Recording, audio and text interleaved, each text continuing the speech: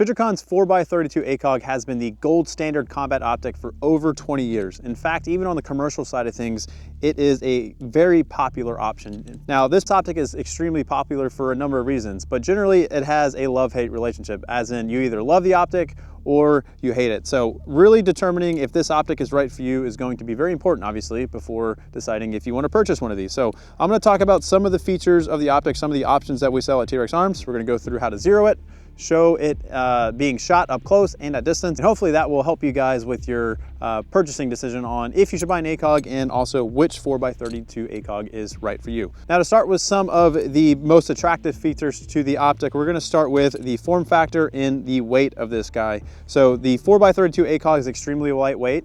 It's going to be right around 15 ounces. That is with the mount, and also the size of the optic is much smaller than what you're going to find with any sort of LPVO. Now, the part that people generally hate about the optic is the eye relief. So the eye relief on this guy is 1.5 inches to 1.75 inches, which is pretty tight. Most LPVO is going to be around the 3-inch mark, so you're going to be very close to this optic. However, I'm going to demonstrate to you guys how to set this up in a way that's not going to be really an issue, and also talk about some of the myths behind this optic in regards to eye relief. But the gain that you get with a tight eye relief is going to be a tremendous field of view. So generally when your eye relief is a little bit closer, your field of view is going to be much better. So yes, this is only 4x magnification, but the glass clarity, the light transmission, and the field of view make this optic a tremendous piece of equipment when it comes down to being able to identify targets at distance and being able to engage them effectively. Now, we offer a couple different options for the 4x32 ACOG on the website. So it's going to come down to the TA02, which is an LED based reticle illumination, or the TA31, which is the one that is most common, which is a tritium based illumination for the reticle. This is going to be the one that is issued to the Marine Corps. Now, when it comes down to the TA02 and the TA31, they're both going to come with the same mount. It's just this thumb screw mount. But one thing that's cool about this mount is you can take the screws off the bottom and flip them out around. So these screws, or these big thumb screws, are either the left side of the optic. It doesn't matter. And additionally, we also sell a number of different mounts for these ACOGs to make the ACOG even lighter if you wish. And when it comes down to the types of reticles that are in these guys, they're all going to be BDC reticles, but you're going to have 3 different options with the TA02 and 2 different options with the TA31. So with the TA31, you're going to have a horseshoe, which is my personal favorite reticle option, or the standard chevron, which is my least favorite reticle option. The TA02 is going to have both of those reticle options, and then also the crosshair, which is right in the middle for me. Now, I like the horseshoe and the crosshair personally just because of how refined the reticle is and makes shooting at distance a little bit easier, in my opinion, comparatively to the chevron, but that's just going to be a personal preference thing. Now, speaking on the reticle, we'll talk about it a little bit more when we start shooting distance, but just to hit it in the intro of the video, one of the other attractive features to this guy is how easy it is to set up. It's easy to mount, easy to zero, and easy to engage targets at distance because all of these reticles are just very simple to use. So this guy right here comes in at a very good price point for the capability optic. It's also a tank. I can literally hammer a nail in with this. You can go to Trijicon's website and just see all of the different customer testimonials when it comes down to the durability of not just this specific ACOG, but other optics that they have. So if you buy this, you can zero it, throw it in your safe, and you can rest assured that the optic is going to maintain zero no matter what you throw at it. Another option that we sell with the TA02 model is the option that comes with an ARMORY mounted on the front of the optic. So this out of the box is going to give you that 1x power option, so you can shoot your red dot up close nice and fast, and also gives you that ability to shoot passively with your night vision very easily. It's a really good height for that. And then you have your fixed 4x for shooting out to distance. Now, speaking on that note real quick before we move on, we have the TA02, which gives you the ability to mount optics on the front of the ACOG. So you have ARMORY mounts from Trijicon. We have T2 and P2 options made by TREX Arms that you can mount to these guys. So you have that option, but if you're going to purchase the TA32, because of the tritium illumination going on top of the optic, you only have the ability to mount optics on the rear of the scope here, which in my personal preference, I just really do not like. It's just not all that great for shooting passively because your eye relief is so tight. Generally, that means your optic's gonna be a little bit closer back, so your nods may hit into the ACOG if you try to do that. So all that to say, if you're gonna shoot passively with night vision, definitely recommend the TA02.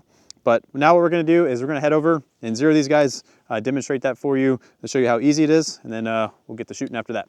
Well, before we go over there, let's go ahead and mount the optic. So with the thumb screws out of box, it's an extremely easy mounting system. All you're gonna do is loosen up the thumb screws. They're not gonna fall off. They're kind of captured. Then you're going to put this guy on your gun wherever you want it. I actually recommend, even with a tight eye relief, to put the rear of the scope basically right in line with the upper receiver. And I'll explain that when we start shooting distance, how that works. Now what you're going to do is you're just basically going to hand tight both of these thumb screws. Get them nice and snug. Then I'm going to take a flathead screwdriver and give it a good, about a quarter turn. Eighth of a turn to a quarter turn. And that guy is not going to come off. You're going to be good to go.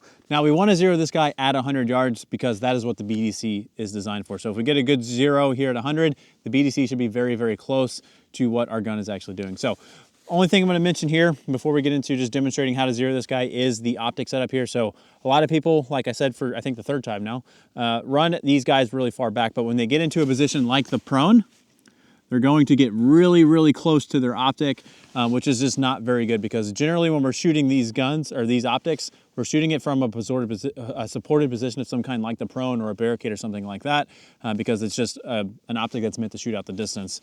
And it's hard to shoot out the distance without support. So I have my optic set up for best use when in the prone or on a barricade, and that's why I have it lined up just like this. So when we're in a supported position, we generally choke up on the gun a little bit more than we typically do. So now when I'm in the prone, I have a comfortable shooting position with how this optic is set up, and I recommend you guys do the same. So when it comes down to zeroing, all you're gonna do is take these turret covers off.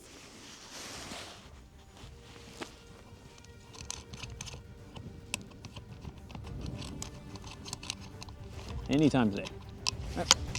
And under them, whether it's the TA2 or the TA31, it's going to be the same, is you're just going to have these very tactile like thumb screws basically, and they have very, very good easy clicks. You don't need a tool or anything, and they're going to be half MOA adjustment. So basically at 100 yards, every click's going to be about a ½ inch of an adjustment. So let's get into zeroing.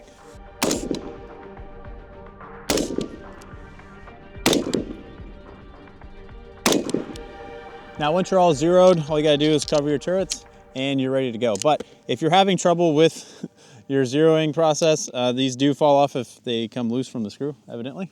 But if you are zeroing it and you're noticing that your adjustments aren't doing anything, just go ahead and give a tap to the turret that you're trying to adjust. You can use it, you can do it with like an empty magazine. Just a couple light taps, just kind of an ACOG thing, and that should do the trick for you. So last thing I'm going to note here for zeroing is I do recommend you take it out to distance as far as you possibly can to confirm that the BDC actually lines up for you, or you can make a proper adjustment to your BDC. For example, if the 4 lines up to say 350 yards instead of 400 yards, or 450 yards instead of 400, you at least can know that. And that will also just make sure that your zero is good to go. So we're actually going to go do that now, confirm this guy out to distance, and then we'll get into some fun shooting.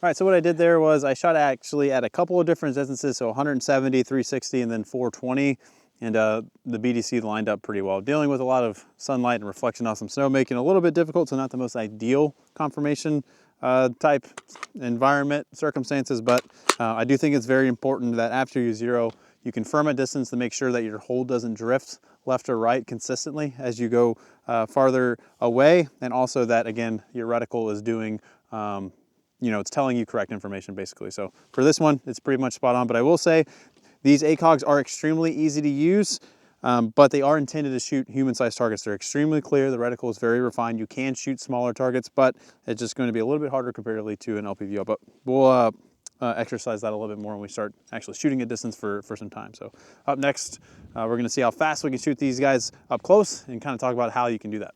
So we're going to try and demonstrate using the 4x32 ACOG here up close. We're going to do so with the TA31, doing it with the TA02. The application will be exactly the same. So we have a very simple target array. We have 3 USPSA targets. In between the second and the third, we have 4 poppers and a silhouette C-zone piece of steel. So we're going to start from on the left, two into each torso on the USPSA target, 2 into the C-zone piece of steel, engage into the poppers, and then 2 into the torso on the far right target.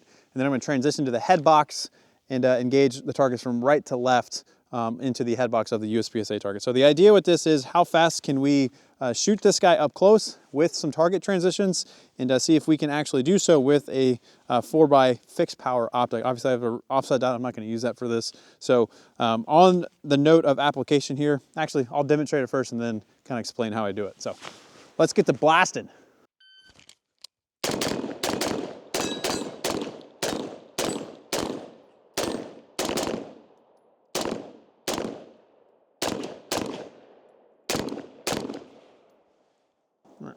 1187, had a little bit of a hang up there, but let's go ahead and check out the hits and talk about it. So first and foremost, before we start moving, the way that I'm doing this wasn't that quick, had a couple mics, but the way I'm able to somewhat shoot quickly with this type of optic setup is, first off, I'm having the illumination turned up, so I removed some of the tape on the TA31, and I'm basically shooting this as an occluded red dot. So I'm turning my right eye off from doing anything except seeing the bright red from the reticle, and I'm just staying really hard target focused on the target. So when I transition over, all I'm seeing is that bright illuminated chevron from the reticle, and that's how I'm shooting. And when I transitioned over to the head box, that's where you saw a little bit of a hesitation there. I turned my brain back on to look through the magnification intentionally. I didn't have to actually do that shooting this close, but I did that just to have a little bit more shooting accountability through the magnified optic. Additionally, you guys notice the eye relief on this is tight, but I had this basically full extended, and I was not shooting anywhere close to the eye relief, and that is because I was using that kind of occluded technique to shoot through the ACOG. It works perfectly fine, but let's let the hits tell the truth here. So targets are pretty close. We got like 7 or 10, 7, and 12 yards. We got Alpha Charlie for head box and torso on this 10-yard guy. And then here, roughly at 7 yards, we got 2 Charlie and Alpha Charlie. And then over to the farthest guy, which is about 12 yards, maybe a little bit farther. I didn't have a good headshot on the first shot, but on the torso, we had Charlie, Alpha, and then 2 Charlies. I would actually consider this guy a mic because it was below the neckline. And then the steel, they are between 15 to 22 yards away, and that C-zone steel is about 20 yards away. So again, how I'm able to do that without using an offset dot is turn up the illumination, essentially shoot this guy as an occluded red dot, and I'm not trying to focus on having eye relief because it doesn't matter. All I'm trying to see is the reticle, and even if I'm zoomed basically all the way out to here, I can still see the full reticle. So if I'm shooting it occluded, I can really be even farther away than that from the optic itself, and this applies exactly the same as to the TA2 as well. So that's how you shoot it up close. It can be done. It's obviously not the most efficient or the best optic to do that with, but U.S. Marines have been doing it for a very long time, and it is definitely possible. So now what we're going to do is we're going to take these optics out the distance and see how well we can shoot targets, out to 400, 500 yards. For the distance shooting, we're going to do something very simple. So we're just going to take 20 rounds and basically get as many hits as we can with these 20 rounds. Now we have a target array of 2 silhouettes, one full size and one like C-zone sized at 170 yards, 340, 360, and then 420 yards. So as soon as I get a hit, I'm going to move on to the next target array. So basically, if we clean this, we should be done in 8 rounds, but I'm probably not gonna be able to do that. Not to make an excuse, the sun is not to our advantage right now, so I'm gonna be positioned with the gun a little bit weird in a way that I don't recommend doing, but it's going to be what I need to do in order to be able to see the target. So might shoot a little bit slower than normal, but I think we'll have some pretty good effects on target. So.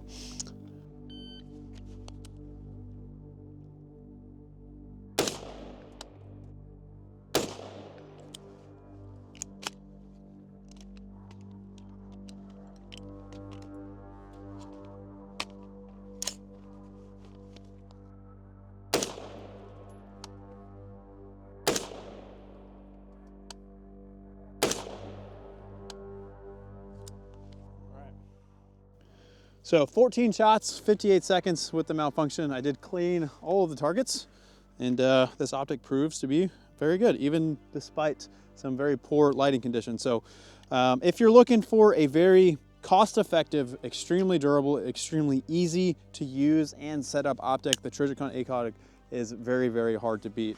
And just to recap, I recommend setting the scope up just like you would a scope with a longer eye relief, with the intention of you shooting this from a supported position of some kind, because that is what the Optic is really designed to do, shoot out the distance. And it's obviously very difficult to shoot out the distance from an unsupported position, but you can get some crazy mounts that lift the height of the Optic, bring it back really far if you're into that, and that totally works extremely well. I see a lot of people doing that. And there's also a ton of different aftermarket support with kill flashes, lens covers, different mounts for top dots, all sorts of different things for both the TA02 and the TA31. They're both great options. But for me, TA02 is still one of my favorite optics out there, and it still proves to be very effective. But if you guys have any questions regarding this optic, how to set it up, help with picking out the correct model, the correct reticle, and really anything like that, please shoot us an email at team@trexarms.com, and we're always happy to help.